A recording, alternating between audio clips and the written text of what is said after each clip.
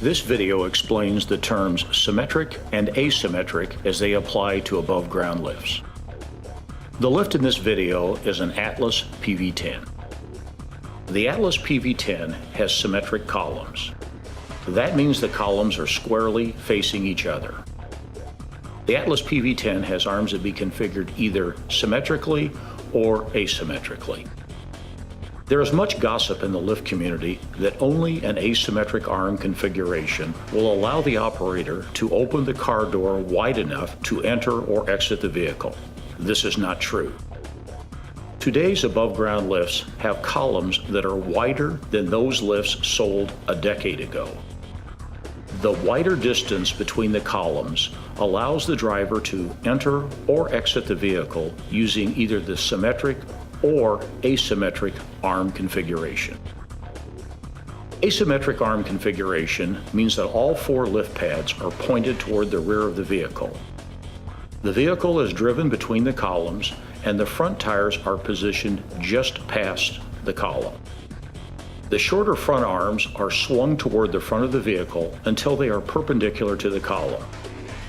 The front arms are adjusted so that the lift pads are under the correct lift points on the front of the vehicle. Then the rear arms are moved into a position so that the rear lift pads will contact the rear lift points of the vehicle. About 30% of the vehicle is in front of the column and about 70% is behind the column. The asymmetric position allows the front door of most vehicles to be fully opened, allowing for easy exit and entry.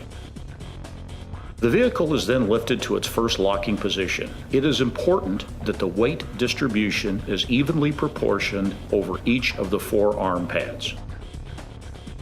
Check to make sure the lift pads are properly engaging the vehicle's frame or lifting points. If the vehicle appears to be improperly balanced, lower the vehicle and reposition the lift pads. The symmetric arm configuration means that all four arms are extended to about the same length. The arms are spread openly so that the lift pads are actually behind the front of the carriage, allowing for maximum drive-through distance. The symmetric arm configuration is normally used when lifting a long wheel-based vehicle or a pickup truck with a heavy load in the bed. The front tire of the vehicle is pulled forward of the front extended arm. The lift column will be positioned just about in the middle of the vehicle. About 50% of the vehicle's body will be in front of the column and 50% of the vehicle is in back of the column. The lift pads are positioned so that the weight is evenly distributed across all four arm assemblies. The vehicle is raised to the first lock position and is checked to make sure that all pads are in good contact with the lifting points and that the vehicle's weight is evenly distributed. Notice that exit and entry is not difficult from a symmetrically positioned vehicle.